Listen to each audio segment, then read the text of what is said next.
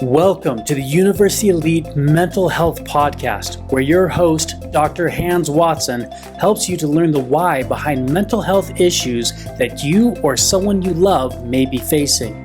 Dr. Watson is a nationally renowned psychiatrist who is also an expert in psychotherapy, a war-proven leader of the U.S. military, and the only person we know to be an expert in psychiatry, psychodynamics, diet, leadership, trauma, addiction, marriage, education, and more. That's why he was the expert that was flown in to the other side of the country to train the therapists treating the victims and their families after the recent mass shootings you heard about in Florida. We are excited to help you to understand the why behind some real-life situations. And now, your host, Dr. Hans Watson, D.O. Welcome back, everybody. It's Doc Watson here once again with University Elite, and we're allowing you to come in and share in the conversation that Jerem and I have each week. This week, our podcast is coming directly off of the questions that people have submitted on the website to the Ask the Doc question section, and so I'm quite interested in this. Excited to do it. It's fun to be able to help people see how psychology and psychiatry and medicine applies to real life. And so let's jump right in. Jerem, go ahead and tell us, what was the question that we're going to be answering today? Okay, to this week's question is, does the why really matter that much? This one, anybody out there who's been looking at it and looking at the website, we're about to launch all the other things on the website that weren't currently there, and so we're excited for that. But what we're looking at here is we use even the slogan, learn the why. And so the question of why does that matter to really learn the why, that's an important one. That's actually fundamental. And people who aren't able to find the why, they're probably going to tell you it doesn't matter. And people who do tell you, who are able to find it, they're going to tell you it does matter. And so we're going to use some examples. Now that you say that, I immediately in my head, I have a couple of examples popping in, and we'll talk about, the difference of somebody that can see the why and can't, and hopefully illustrate those. So how does that sound to you, Jerem, if we jump right into that? Sounds great to me. Let's do it. Well, the first one that comes to mind is there is a real push in mental health these days to stop having to figure out what's causing the problem and instead just start to group symptoms together and try to treat them. And I can understand that because it's a lot harder. It takes thousands and thousands and thousands of hours on top of what would normally be the normal thing. So I went to medical school, and then I graduated residency, and I passed the psychiatry and neurology boards. So I'm board certified in psychiatry and neurology. That's a better way to say it. And in the end, it was all the hours on top of all of that helped me to see the why. We've produced a couple of videos on that for anybody that wants to go to the online content section. You can look at that and the inside, for instance, the three false beliefs webinar. You'll be able to see it in there exactly what it took to get this way. Well, the majority of mental health in the meantime has been kind of abandoning that. If you even look at the DSM-5, now the DSM-5, that is the Book of Diagnostic and Statistics Manual. That's what establishes what the criteria are for different diagnoses. Well, if you look in the DSM-5 on any condition, very little is mentioned on what will cause these conditions. Instead, they just say, if you have 5 of the following symptoms, I have this and this and this, then you get this diagnosis. But they don't tell you what's causing it. Why? And the simple reason is not everybody's a physician. Not everybody does those thousands of extra hours. In fact, very few people do. So not everybody can tell you that. Instead, they just say, these symptoms mean you have this. So these symptoms mean you have depression. Therefore, I give you an antidepressant. That matters because what's causing those symptoms is not always treated by the same thing. And so it's not their fault. Even the DSM-5 doesn't highlight the causes anymore. This is old school stuff and quite elite stuff that most people aren't doing. So this is why it's going to matter. Let's use an example for that. I had a young lady that came into the office one time, and she came in because she had been married a few different times. And this was a very physically attractive young lady, was still young, very personable, just wonderful. Many would say this was the catch. This is the one you'd want to have. And so she came to me saying, Doc Watson, I've been to all these things and I've been married 3 times. And in all 3 times, the marriages fell apart within a month or 2. And I kept struggling with it. And so I've gone to multiple counselors and they tell me I have I struggle with commitment is what they said. And I said, okay, well, that would definitely affect a marriage. And I said, now, how is it you struggle with commitment? And so the young lady said, well, it's that I haven't had the marriages last more than 2 months at the longest. And I said, well, there's a lot of reasons that a marriage might not last. Struggle with commitment isn't necessarily what's causing it. That's more a symptom. And so let me look at this with you and let's make sure that that's what it is. So we started looking into it because I was searching for the why. And when I asked this young lady, okay, so have you struggled to be faithful to boyfriends that you've had in the past? Well, no, that's silly. Why would I struggle to do that? Have you ever been unfaithful? Have you ever had an affair? Well, no, why would I do that? That's terrible. I would never. Okay. Have you struggled to keep jobs? Well, no. She had a parent that was a single parent who needed help. Have you ever struggled to be there when your parent needed you? No. Have you ever been told you're not a friend no, just the opposite. People tell me I'm a great friend. And so as we looked at it, there was nothing in this young lady's life that indicated she had a struggle with commitment.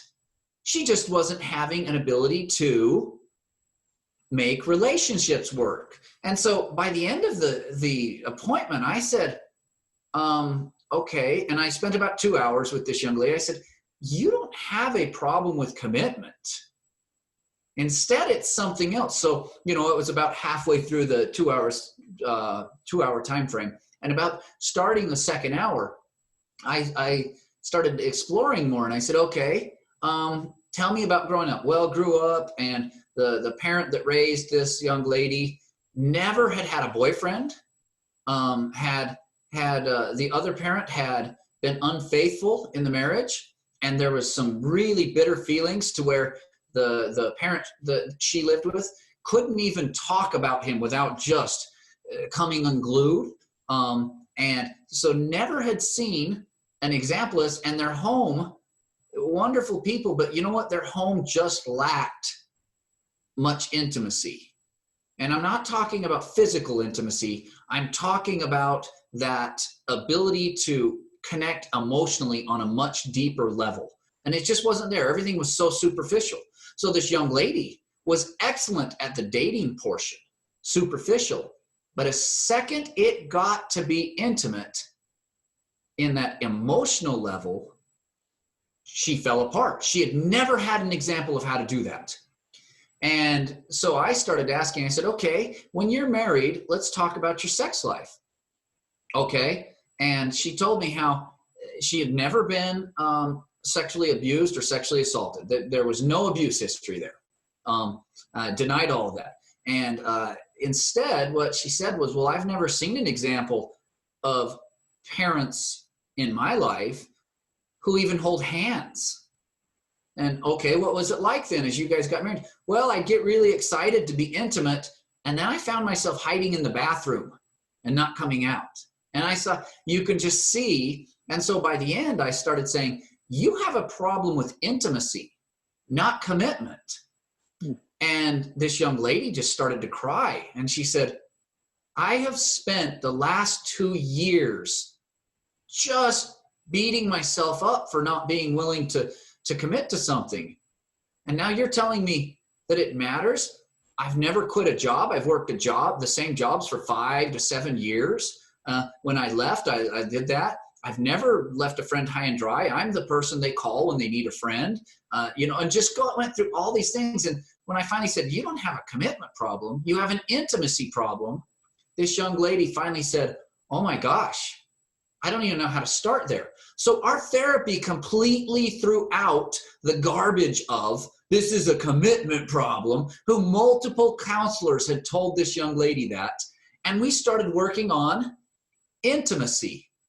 Now, once we worked on intimacy, within months, this young lady was doing so much better that she actually, and this young lady had, after the last marriage had fell apart, I'm not sure the correct English there, we'll go with it. She then actually said, I'm not dating anymore because I can't take it anymore. It's so embarrassing to have marriages that fall apart after a couple of months. Well, later she came back and said, I'm actually dating somebody and it's going really well. And we worked on it a little bit at a time. And within a couple of months, no longer needed psychiatric care or therapy at all, and had gotten to the point that very, very good at connecting intimately with people, and ended up getting married to a person with multiple children, and wouldn't you know, one of the best parents a person could ask for, and one of the best spouses, and now has been married for many years with no problems whatsoever outside of what we consider normal relationships. So, Jerem, that's the first reason that learning the why matters, is because if you don't understand it, you can't help them to see what's really going on. And we're going to chase our own tail going around telling them they have a commitment problem. And this person was so committed, they were beating themselves up trying to figure out in what way they weren't committed for years. And their self-esteem tanked, their relationships tanked. It was just a terrible thing. So they had actually made life worse for this person by missing what the why was. So I've done a lot of talking. You go ahead. It's amazing to me, with a background in engineering, the idea that there's an industry, especially an important industry like mental health, that doesn't put the why first like that. Like if a nuclear power plant melts down, the first thing they do is try to figure out why it happened. And everything that I did in the engineering, why is this breaking? I don't know how many thousands of dollars I was paid to pull on a torque wrench to break parts and track down the data of how many pounds it was that they were breaking at. For weeks and weeks I did this for us to figure out why are they breaking inside the actual, all the machine that they went into. And so to me, it's like every industry I know is very concerned about why things happen the way they do. And yet I can understand why that doesn't happen in this industry, because I've caught myself doing the same thing to my kids. When one of my older boys hurts one of the younger boys, and he's trying to explain to me, no, that's not what happened. This is what happened. So many times I have just shut him down and been like, it doesn't matter. You never hurt someone that's smaller than you. And it's like, I don't want to know what happened. I don't want to know why you did it, because I don't have the time and the patience to stop and like figure this whole situation out. And I think a lot of people are coming from that position. They've got another appointment.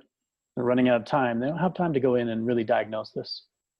And if you look at the podcast or the insurance videos we put out, and we have the insurance podcast that's out. And if you look at that podcast, you'll start to see that doctors aren't paid anymore to take the time to learn the why. If you're taking insurance, you can't do that. And so what we end up seeing is they're not trained to do that, because even their training programs depend on insurance reimbursement or insurance payments in order to be able to fund the training. And so they're not paid to do that, so they don't do it. And so it really is turning into a lost art. And I don't blame them. You know what? Psychiatrists back in the old days, you had to learn advanced psychotherapy, and you had to be a physician that graduated medical school. So you had to be an expert in being a doctor and being a psychotherapist. And you just don't see that anymore because it's too hard. In fact, I still study every single night trying to learn more and more because there's always more to learn. You know, perfect example would be there was a young lady who came into me, and I've told this example before, but I'll repeat it for the people that this may be their first one of ours they're listening to. And she came to me saying, hey, I've been to the family med doctor. They gave me an antidepressant because I have depression, and you know, it hasn't worked, so they sent me to you so you could turn up the med or change the med to the appropriate one, but I need my antidepressant adjusted. And so I went ahead and said, okay, let's look at it. Let me do a full evaluation. So I started, and yes, she had a depression. She met all the criteria from the DSM, and I said, okay, let's find the why. And she's like, what do you mean the why? So we started looking, and so I did a full medical review. Now you understand, you go to a counselor or a psychologist, they can't do a medical review. They haven't been to medical school. Psychiatrist is the only one that can do both of these. And the problem is most psychiatrists never get the therapy side. Most psychologists never get the medical side. So you're only getting half of the picture either one you go to. Only a psychiatrist like myself who spends the extra thousands of hours to get good at the medicine and the therapy, which is the much harder part, that therapy, can you do this? So with her, I did a medical review. And wouldn't you know, she had symptoms that looked an awful lot like a problem with her thyroid. So I ordered a simple thyroid test. Came back, the thyroid was not working. So what did we do?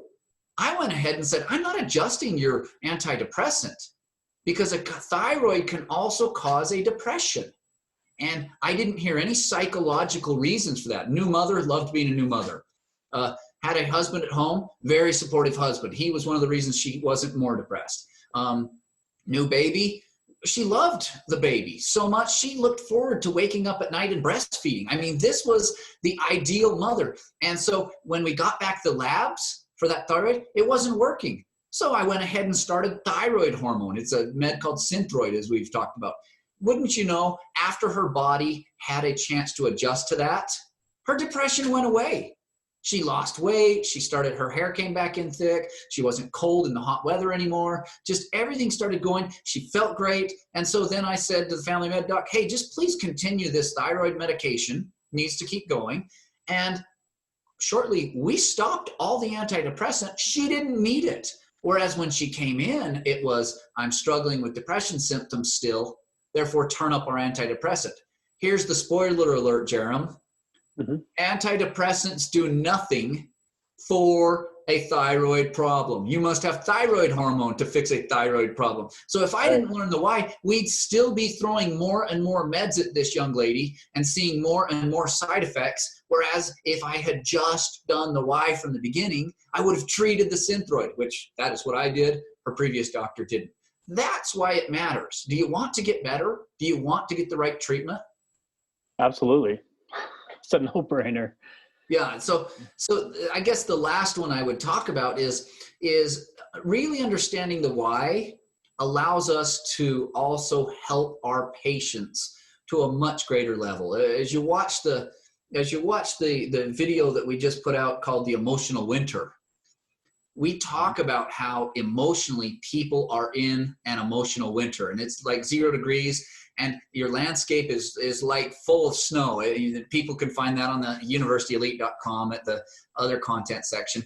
But as we look at that emotional winter, if you just are treating symptoms, you can raise that temperature a little. So if somebody's starting at 0 degrees and they have all that snow built up, well, most people who just talk about symptoms, yeah, they'll raise you 20 degrees.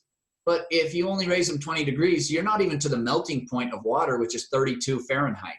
So now, all of a sudden, yeah, you got good care. You got care that was appropriate, but they stopped because they reached the end of their expertise and they can't go anymore. And so that's where it gets, do you want to get to your best self again? That's why the why matters. I had another example. There's too many examples of why this matters. Another example, which was there was a married couple, and I hear this one a lot. This is really common among providers. If you've gone to our 3 False Beliefs webinar, you know the secret website where you can get the assessment and you learn about this. And so we had a provider who was not a 7-point provider. And if you don't know what that means, go watch the webinar, get the assessment. This will make more sense. And they were probably, I hope maybe they got 3 points. It wasn't a great situation. And so they were probably a 3-point provider, I'll guess. They certainly weren't a 7-point provider. And this couple came in, and they were an elderly couple in their 70s. They were in there for marriage therapy. Now, if you want to know a place where there is a mad concentration of 3-point providers and below, and 7-point provider, for those that haven't watched it, 7-point provider is what you want. You don't want a 6, a 5, or a 4. A 3 is really, you'd better not more have damage than good. You're working through. Right. They can get the details in the assessment video that they get on that is revealed at the end of the 3 False Belief webinar. But this is a place. Marriage therapy somehow attracts 1, 2, and 3-point providers like mad. And so if you're getting marriage therapy, you got to be careful. Many of these providers have no clue how to find the why. And so how are they going to help a married couple? It's hard enough to get along with a married couple if you're doing everything right as a married couple, if you're doing everything right. Now, what if you're screwed up and you don't know how to see the why, so you don't know. So now you just start throwing out things that you've heard that maybe have worked with other people. Kind of like our gal. They just threw out an antidepressant because she had depression, whereas she needed thyroid hormone. This happens often in marriage therapy. I hate to say it, but if you are terrible, there's a good chance you're going to want to do marriage therapy. And so, and we could go into the psychodynamics of that some other day. But so they get this, and this couple tells me they've been to 3 different people, and they come in and they said, so we're here to you so that you can help our marriage be better and you can save it for us. And I immediately said, whoa, I'm not here to save any marriages. I'm here so you can learn the why and decide if what it's going to take to change and make it better is worth it to you. But I'm not here to save your marriage. I can't do that. I don't live with you. I'm not married to either of you. I can't make changes. Only you can. And they were kind of like, okay, yeah, we get that. We get that. And I said, and you need to know what I'm about to do is going to be hard for both of you. You're both going to hate me because I'm going to point out things that are ugly for each of you. And they both said, yeah, no big deal. That's why we're here. And so we started to work. And they both at times were furious with me, just furious. And I was able to show them the why. Well, when you do this, it causes him to do that. And when you do this, it causes her to do that. And so now you guys are in a vicious cycle to where you both need it because you'd have to change other. And so I taught them. And at the end, they actually said, we've been married almost 40 years, multiple. And after a couple of months with you, we've made more progress in our marriage than in 40 years and 3 other therapists, that some of which we saw for years. Why? And I told them, because we got immediately to the why. That's all that mattered to us, is what's causing this. And when I showed it to you and the guy started laughing, he goes, I was pissed at you for weeks because you showed me what was so hard, and I know I lashed out at you and it was uncomfortable in session. I said, you bet it was. But that's my job, is to realize it's nothing personal. And he was very grateful, and he ended up in the end having a few tears that he quickly wiped away because he didn't want to see me to see him have emotion. And she just came and gave me a hug and just said, thank you so much. Our marriage is just different than it's ever been.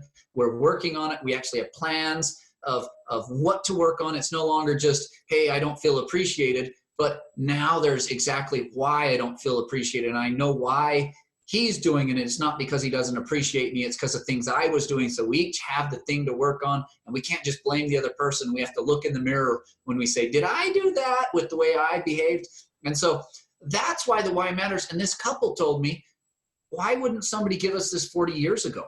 We could have had such a different life. And they did have a much happier life, and they loved it. And I ended up finding out later what a great thing. One of my favorite couples. That's why the why matters. You know, and so as you're looking at this, let me tell you some symptoms in marriage therapy of people who don't know the why. You know, so some people are like, how do I know this? Well, I'll share with you some of what you get out of the assessment. An easy one to tell. A lot of marriage therapists will say when things aren't going well for the couple, and I've heard this countless times, they will come out and say, well, you two are codependent. I was just going to ask about that, because when you said, well, he does this and it causes her to do this, which causes him to, I was going to say, so my first impression would be, oh, that sounds like codependency. Well, I'm not trained. And it may be or it may not, but let me tell you what codependency is. Codependency is I'm doing something that's harmful to me and those around me, but you are willing to enable me to do that, even though it still hurts you, because I somehow enable a bad habit of yours. And so the simple example would be, you know, one part of a couple is, let's say the guy, I see it often with these genders, but it could be reversed. So don't think that it has to be these genders. So oftentimes the male is somebody who is, you know, they're okay with having, well, how do we put this? The male wants sex. Let's just be blunt. Right. The male wants sex and wants companionship, and they struggle to attract companionship and somebody that will be intimate with them. And so they oftentimes, these are the ones that many people, extreme blue collar, oftentimes struggles with this. And those that have addictions of their own. And so they will often attract a drug abused female. Mm-hmm. And so this drug abusing female steals from them, is zonked out half of the time, but anytime she needs drugs, she'll give sex. Right. So you can see how this is terribly unhealthy. She's engaging in an intimate relationship that is incredibly harmful to her psychology, but it's worth it to her to get the drugs. And she doesn't even like this guy many times. He's just the provider of money and drugs. He is not happy having a drug abusing partner, but it's better than being alone. And, you know, the risk of even getting a disease through needles and that type of thing, that's not as bad as being without intimacy and without sex. And so that's what codependency is. I'm enabling you to hurt me and everybody else because you give me something. And you allow me to use you, because even though it hurts me and everybody else, because somehow it enables something I want to do. So that's what codependency is. And what we'll get many marriage therapists that aren't quite 7-point providers saying is, they'll say, oh, the two of you aren't getting along and you're still together. You're codependent. That's ridiculous. And oftentimes what it is no, one person's more selfish than the other. They're not willing to look at themselves. And it takes a guy like me saying, wait a minute. You're not willing to look in the mirror. You want to be able to say, you did this wrong there, young lady. But the guy's not willing to look in the mirror and say, okay, what did I do wrong? Am I kind of like our Mean Girls? You remember our Mean Girls podcast? Yeah. Very good at recognizing other people's warts and scars and things they do wrong, completely oblivious that I'm doing the same thing. That is really common in marriages that struggle. Is there's a complete blind spot that I'm doing the very thing in a different manner than the other person that I'm getting at. And so what do the 2 and the 3 and the 1-point providers say? Oh, you have a codependency because you two aren't happy. It's not a healthy marriage, yet you're still together. Well, that's malarkey. So if you hear them throwing around codependency, that's a common one that I hear maybe up to half of the time in marriage therapy when the people come in and they're worse off. If at best they're no worse. The majority of the time they are worse off for having come in and gotten bad therapy, because then the person who's enabled from that bad therapist comes out saying, oh, see, and that's the other one is they'll come out saying, I'm abused, not physically or emotionally, but they're trying to control me. Hmm. And so control is the second one that you will see with providers who aren't worth their sweat. They'll come out and say, well, and this typically what I hear is the man is not allowed to control the woman. And I agree with that sentiment, but then they don't define what is control. Right. They just take it as he's controlling because he's demanding. What is he demanding?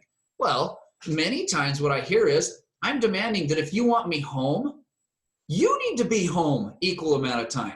If you want me to do the dishes, you need to do the dishes equally. And they'll say, well, I do the dishes all day, right? But he's at work working all the day. Are you outside of when he's at work and your work? Then who does the dishes? And they don't like that half of the time, especially if it's somebody who is a little bit spoiled, a prince or a princess. And they will then say, no, wait a minute. When I get home, or when he gets home, he takes over. And I've had it reversed too. And so what we see there is then suddenly the bad therapist will say, well, there's a control issue. There's a control issue. And you already know me, control's a symptom. It is not a cause. So we start looking at it and we say, why? Well, what it comes down to in many of these is when you get married, here's a spoiler alert for many people that jump into marriage therapy. Spoiler alert, I'm about to tell you the answer before I tell you the joke. When you get married, what you are agreeing to is to allow a spouse to control you 50% of your life. And you are ceding 50% of their ceding. So you're each agreeing the other person gets to control me 50% of the time. That's what marriage is. And so if you think you're coming into marriage and you're not going to allow them to control you, well, then you're not ready to be married. You're ready to have a boyfriend and still be a teenager. You need to grow up. You can see why many people, I don't say it that way, but why many people, they hate my marriage therapy because we then show you don't have a problem of control here. Now, there are cases where there was abuse and it was a control issue, and I didn't say any of this to them. Instead, I said, you're abusive and you need to stop, and I'm calling the police if it happens again. Right. You know what I mean? But no, how many of the couples come in and they want to hear, okay, young man, what you are is you've been spoiled and you're refusing to cede 50% of the control to your wife. Right. And maybe it's because your parents never made you do what you were supposed to. I don't know. There's many reasons to why there. That would be the individual therapy that normally results in good couples therapy. Mm-hmm. But you can see there how there's bad therapists will come in with control issues. And you're being abused because they're trying to control you. And you're codependent. These are all things that are red flags that immediately shoot up where I go, I got a lot of work to undo the bad therapy that these people have done because the person doing it never saw the why. Right. That's why it matters. It sounds like, I mean, some of the things you said that controlling is a symptom, not the cause. And I think that on the face of it, a lot of people might feel like, oh, no, we talked about the why. But when you said that was the first time for me to say, wait, controlling is not the why. That's not the cause. That's a symptom. And so I think having these separate buckets and putting these conclusions in the right buckets is something that patients and a lot of providers probably don't even do, where we think, oh, no, I learned the why because he's controlling, because she's controlling. And you're saying, no, you got to go a few levels deeper than that to actually get to the why. That's not a why. That's a symptom. That was a little bit mind-blowing for me right then. Well, and that's the difference between a 1, 2, or a 3-point provider and a 7-point provider.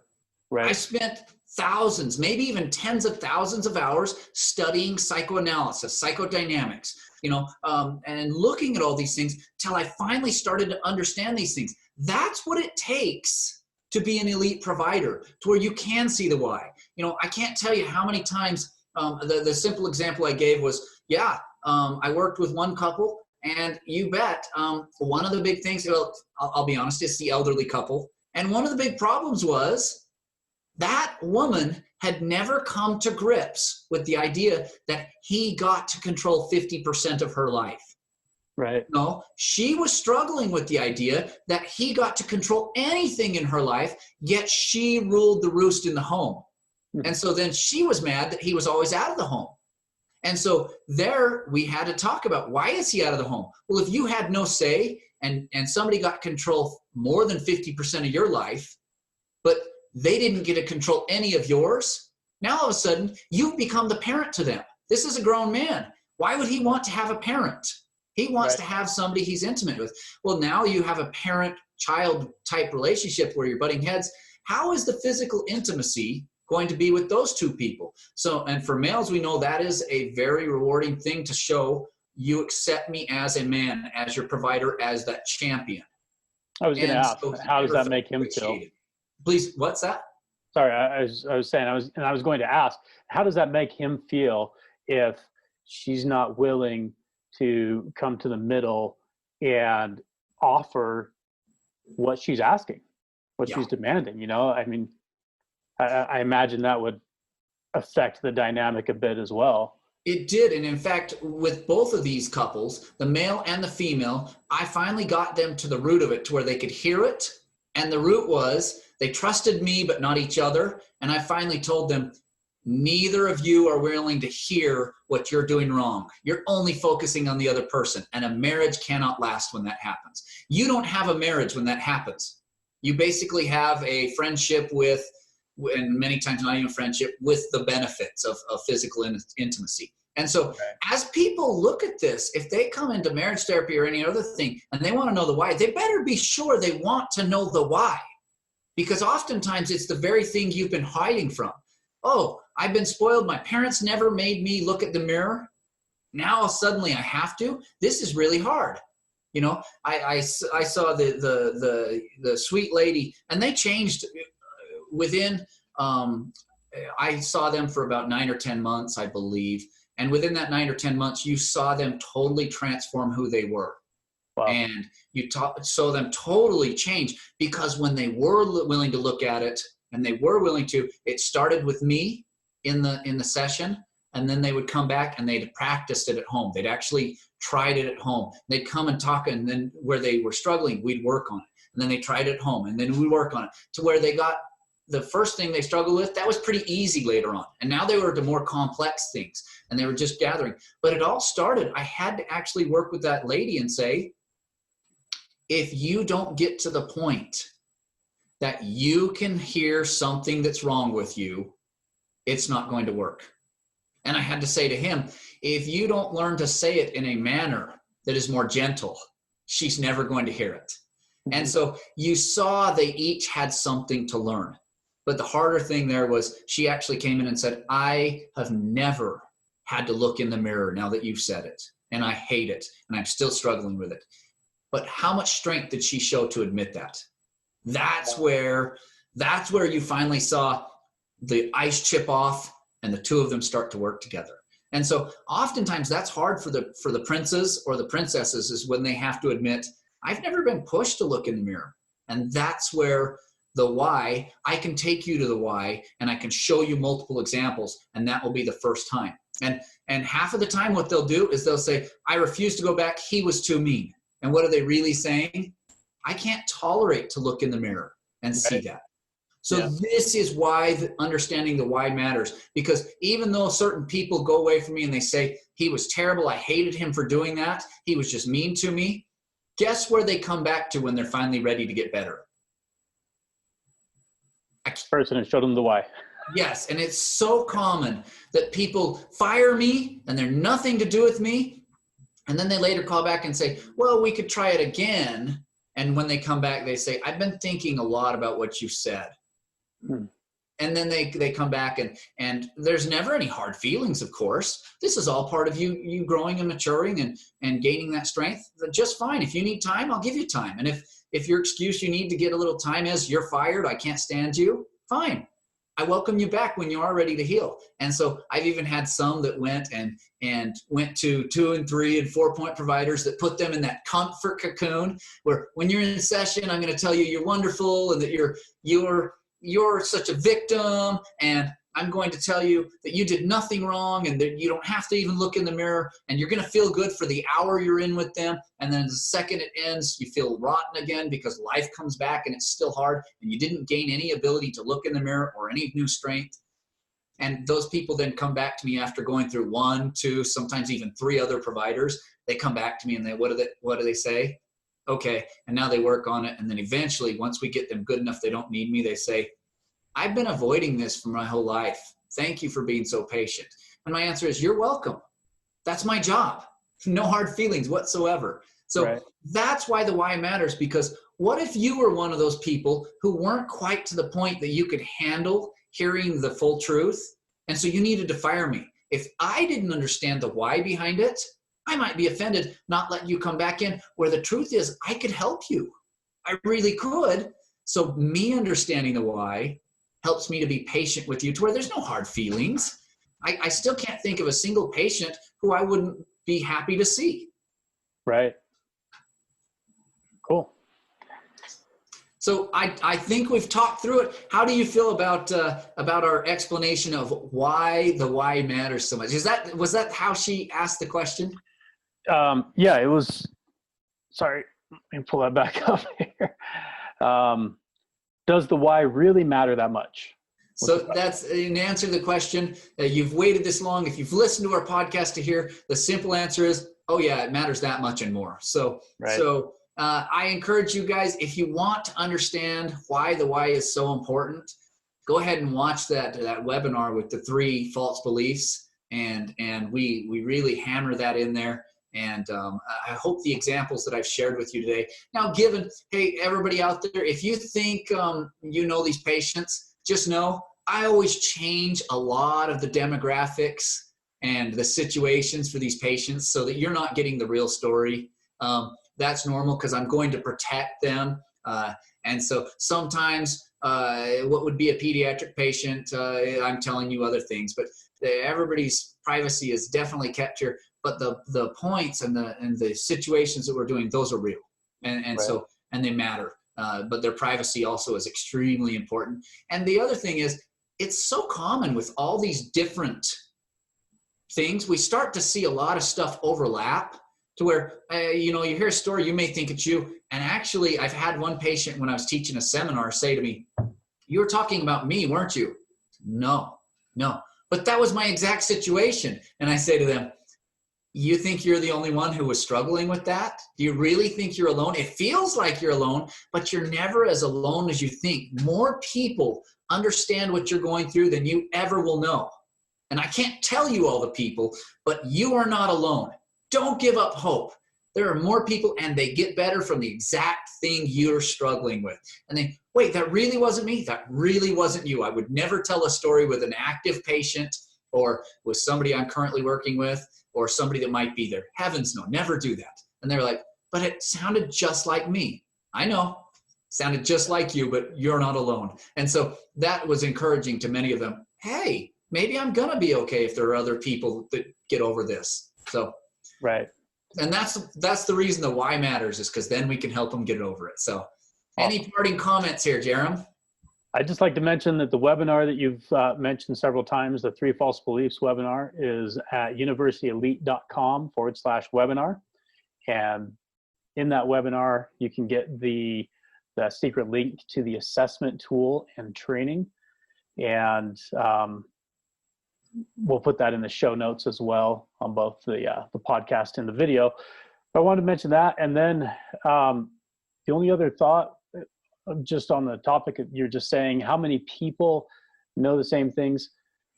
I heard once that about 80% of the people that come in for therapy, it's like repeat business, not repeat business, but repeat situations where it's basically the same thing that you've seen over and over. There's probably very few really rare, like, oh, I've never seen this before kind of situations. Yeah, there's truth to that, but yes and no is the simple answer. Yes, and I'll give you the example. Yes, because repeat over and over, people with depression come in and I'll see a chemical imbalance. Mm-hmm. but no two people's reason for having a chemical imbalance is the same. And so on the superficial level, repeat, yes, they come in and control is an issue in their marriage. But no two people have the same reason that control matters to them and that it's a problem for them. So yes, we have repeat, but when you get down to the real why, not just these simple general whys that the 2 and 3 and 4 point providers throw out, that's where it gets individual to where, no, in your life, this contributes to this, which contributes to that, which creates the problem. So yes, chemical imbalance. Yes, control problems. Yes, you're fighting. No, your individual reason that you're fighting matters. That's individual. Right. Okay. So I'm picturing an intersection, Center Street in Maine, and 80% of the people from this town go through that intersection on their way to work. And somebody that's trained to watch the intersection assumes that they all came from the same place and they're all going to the same place. But they all came from different homes, they all have different addresses, and they're all going to different businesses where they work. But they are all coming through a common intersection. There's a convergence point there that they all have in common. But it takes a little bit more to really assess where they came from and where they're going. And that 1, 2, or 3 point, maybe even 4 or 5 point provider, guess what? All they know how to do is recognize the intersection, because that's all DSM-5 teaches us to do. That's all that most psychology and social work and counseling sessions, training programs, not sessions, train us to do, is just look at the intersection. You have to spend thousands of hours to learn to say, where does that road that leads to the intersection come from? So great example. Thank you for sending that out there. That's a good one. No problem. Thank you. I don't have anything else. Okay. This has been so as always, we appreciate you guys. Love for you to subscribe to these to our YouTube channel, or if you're starting to grab these off of our podcast, we'd love for you to subscribe to that too.